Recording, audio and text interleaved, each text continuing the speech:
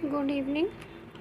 Today we will discuss about the topic shape of cell, and this is from class 8 subject science. Okay. So if we go with the shape of cell, then you will identify the human cell, the animal cell, even the single cell, they all are having a different shapes. Okay. So on the basis of their shapes, they are describing their movements. Like if we talk about the unicellular organism, example is amoeba. So amoeba has a irregular shape and it always keep changing their shape because of their false feet to capture the food. Okay. In your lower classes you have also studied it. Okay, while amoeba capturing their food particle, then it projects protrude the pseudopodia, which is known as their false feet, and with the help of their pseudopodia it engulf its food. So in that case, if we talk about the amoeba, so amoeba has a irregular shape. It keeps on changing its shape. It has a false feet called the pseudopodia, and with the help of the pseudopodia it facilitates its movement and help in capturing the food. Same as the paramecium is also a unicellular organism which possesses numerous numbers of cilia on its outer covering. So with the help of the cilia it is also have changing its shape, but we in that case the paramecium due to a membrane present the membrane, so it bear the regular shape, not an irregular shape, but the cilia which presents on outer covering of its body help to locomote the paramecium. Okay. Next we will come in human body. In human body the WBC is which present in the blood and a part of a blood possess the irregular shape, and the difference between both of WBCs and while the amoeba, like this question arise in your mind, ke what is the difference between a unicellular organism cells and the human body blood cells. So this is the main difference, ke amoeba as a single cell it's a full organism, while WBCs are only the part of a cell, like blood cells are there, so WBCs are the part of the blood. Okay, so WBCs, which is also known as a white blood cells, which has irregular shape. If we talk about the human beings, there are different kinds of organs, whereas are different kinds of cells. So if we go with your NCERT book, you will find that lots of body parts or the body organs have a different kinds of shapes, and these different kinds of shape is because they have a different kind of tissues, and these different kind of tissues made up of different kinds of cells. So like if we talk about the example, blood cells, nerve cells, muscle cells, they all are the have a different kinds of shape. So if we talk about the blood cells contain the WBCs, as I told you previously, WBCs are irregular in shape, and while we talk about the RBCs, which is known as a red blood cell, they are generally circular in shape, or we can also say spherical in shape. Okay, next our muscle cells are a spindle shaped, as I draw the diagram of a spindle. So even the our heart cells, cardiac muscles we called it, so it is also have the same kind of cells. Now this is the very interesting diagram which is present in our vein. This is a diagram of a neuron, or we also call the nerve cell, and nerve cell is the longest cell in the human body or in the animal body. Okay, it has a very branched network. In your NCERT book too much description is not given on the nerve cell, so here I written some description of nerve cell because during in exams the teacher asked about it. So it is the longest cell of the body and have wide branch network connected to the spines. It is also known as a neuron. It receives and transfer messages to the brain and help to control and coordinate the working of a different parts of body. Okay, it is divided into the three parts: cell, body, axon and the dendrites. Now next there are some important point about the shape of cell. If we go through with it, then the shape of cell provided by cell membrane and the cell wall and provide rigidity to the cell. Actually अगर हम बात करें तो आखिर cell को shape देता कौन है? ठीक है। तो जैसे हमारी बॉडी को एक स्किन ने एक पूरी शेप दे रखी है जिसके अंदर मसल्स और बोन्स फिट हैं, उसी तरह से हाँ जो सेल का शेप होता है वो किसके थ्रू दिया जाता है, it is given by the cell membrane. अगर हम प्लांट सेल और एनिमल सेल में कंपैरिजन करें तो एक बड़ा डिफरेंस ये है कि जो एनिमल सेल होता है उसके अंदर सेल वॉल प्रेजेंट नहीं होती, वाइल प्लांट सेल्स के अंदर सेल वॉल प्रेजेंट होती है। ठीक है। सो जो मेन शेप ऑफ सेल है या शेप को रिजिडिटी जो प्रोवाइड करता है, this is known as a cell membrane और द सेल वॉल। नाउ अब हम आते हैं साइज़ ऑफ सेल पे। तो अगर सेल के साइज़ की बात करें तो जो सेल का साइज़ है वो फ्यू सेंटीमीटर से लेके मीटर तक, even as well as large तक वो वेरी करता है। बहुत सारे सेल जो हैं नेचर में माइक्रोस्कोपिक इन नेचर हैं, लाइक एकदम मैग्नीफाइड माइक्रोस्कोप जो होता है उसी से हम देख पाते हैं प्रॉपरली। पर कुछ सेल्स ऐसे हैं जो हमारी अनएडेड आई से, मतलब लाइक ओपन आई से हम देख सकते हैं। जैसे कि आप एग देख सकते हो, ये एक सेल टाइप ऑफ सेल है। फिर आप ऑस्ट्रिच का एग, जो मैंने आपको अपने प्रीवियस लेक्चर में बताया था कि ostrich egg is also known as a largest cell of the animals. Okay, now यहाँ साइज़ बताया हुआ है कि सेल का जनरली जो सेल का साइज़ होता है वो माइक्रोमीटर और नैनोमीटर में, मीटर में कैलकुलेट किया जाता है। Micrometre is also written as mm।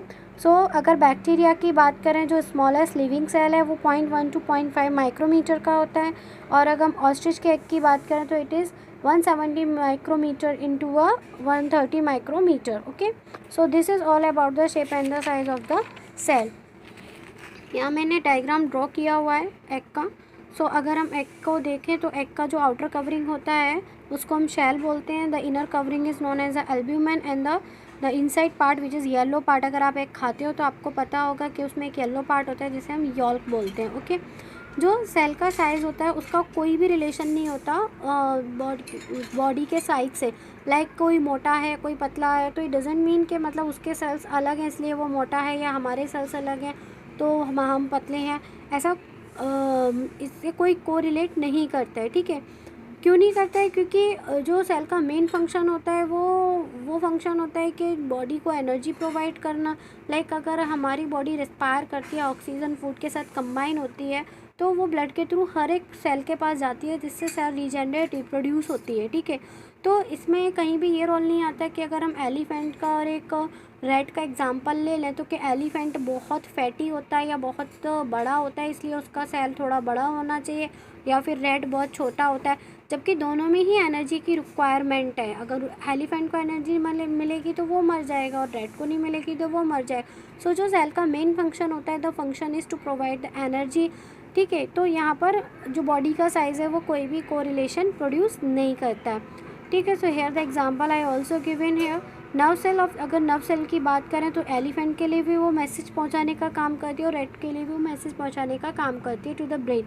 तो यहाँ पर हम ये नहीं कह सकते कि एलिफेंट बड़ा है तो उसकी बड़ी होगी नर्व सेल और रैट छोटा है तो उसकी नर्व सेल छोटी होगी। Okay, now we come on the cell structure and function. अगर सेल स्ट्रक्चर और फंक्शन की बात करें तो बॉडी का हर एक ऑर्गन जो है वो डिफरेंट काइंड ऑफ फंक्शन को परफॉर्म करता है। जैसे अगर आप चाहो कि आज आप लंग्स के थ्रू डाइजेशन कर लो तो ऐसा पॉसिबल है? बिल्कुल पॉसिबल नहीं है, क्योंकि ह्यूमन बॉडी इस तरह से बनाई गई है कि डिफरेंट ऑर्गन्स ह्यूमन बॉडी में जो एम्बेडेड हैं वो different kind of function perform करते हैं।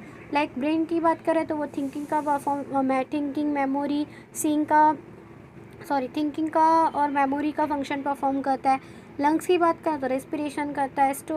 एलिमेंट्री कैनाल की बात करें तो डाइजेशन करता है।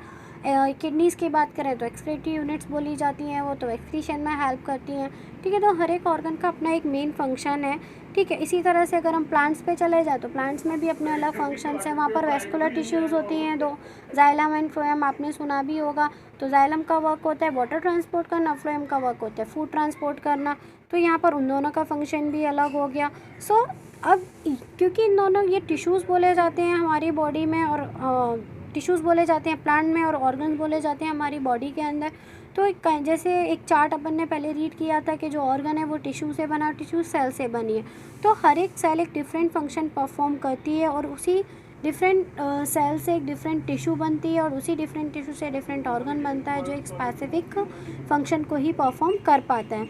सो these further made up of a part called the tissues which forms the organ। Tissue की बात करें तो tissue group of similar cells performing a similar function. अब आता है next topic, part of cell क्या होता है, what is part of cell.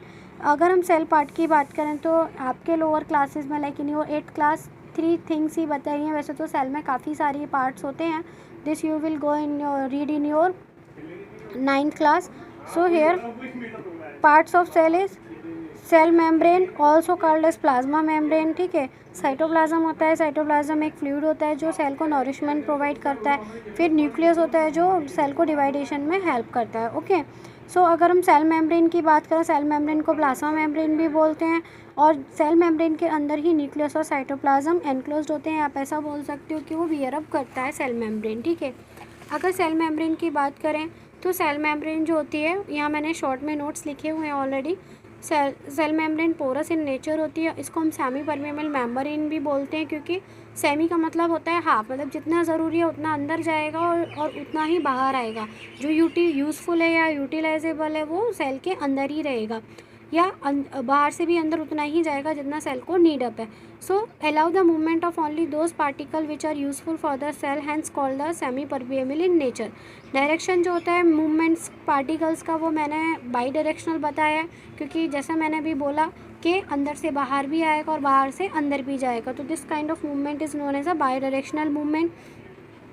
सबसे मेन जो फंक्शन होता है सेल मेम्ब्रेन का, वो आपने स्टार्टिंग में मैंने बताया था कि वो मेंटेन करता है शेप ऑफ द सेल, ठीक है, जो हमने शेप ऑफ द सेल के टॉपिक में रीड किया था। और ये आपको बताऊं तो जो दूसरा सेल है सेल मेम्ब्रेन, उससे भी हेल्पफुल होता है उसको डिवाइड करने के लिए। कैसे divide? In the sense separate करने के लिए। जैसे आपके क्लास में एक बेंच है और आप 2 गर्ल्स या 2 बॉयज़ उस पर बैठते हो, बट आप दोनों आपस में टकराओ ना या एकदम मिलो ना, तो आप बीच में मिड में बैग रख लेते हो, तो बैग जो है वो एक तरह से सेल मेम्ब्रेन की तरह बिहेव करेगा। सो 2 सेल आपस में अगर कनेक्टेड होती हैं तो वो their through cell membranes connected होती हैं। So it help cells to separate from one another and also the cell from the surrounding medium. Now outer covering होती है जो सेल मेम्ब्रेन की, वो उसको सेल वॉल बोलते हैं। ये खाली प्लांट के केसेस में पॉसिबल है, ह्यूमन और एनिमल के केसेस में पॉसिबल नहीं है। पर सेल वॉल जो प्लांट्स में होती है वो क्यों होती है? आप ऐसा सोच सकते हो कि क्यों हो सकती है सेल वॉल? जो प्लाज्मा मेम्ब्रेन तो शेप प्रोवाइड करे, तो सेल वॉल की क्या ज़रूरत है? ठीक है, तो इसका आंसर ये है कि आपको पता है कि हम मूव करते हैं, एनिमल्स मूव करते हैं, पर जो प्लांट्स होते हैं वो तो नहीं मूव करते हैं। तो वो उनको तो धूप भी उन्हीं के ऊपर गिरनी है, बारिश भी उन्हीं के होता है, ऐसा नहीं कोई शेल्टर ढूंढ लेंगे और कहीं जाके छुप जाएंगे, ऐसा कुछ प्लांट्स तो नहीं कर सकते हैं ऐसा।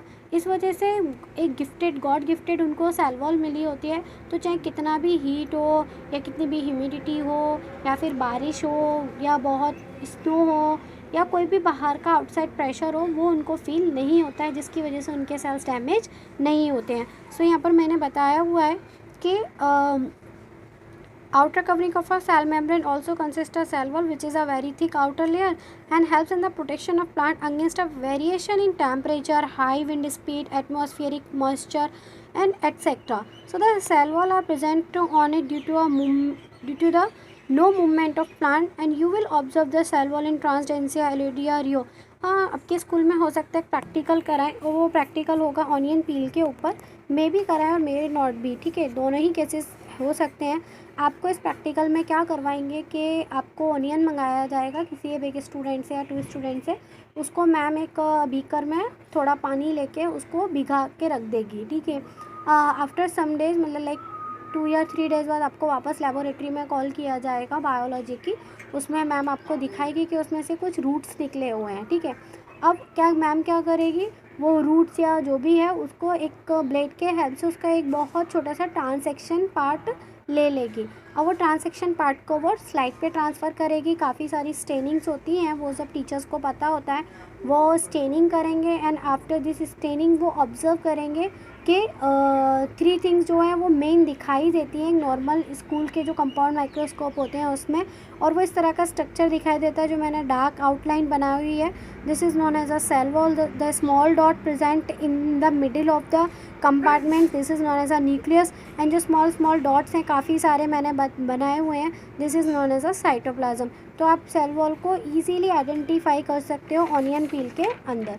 सो this is all about shape of cell, size of cell and the cell structure. Okay, so 2, 3 or 4 topics are left to explain. This I will explain in my next video, and do the homework. Thank you.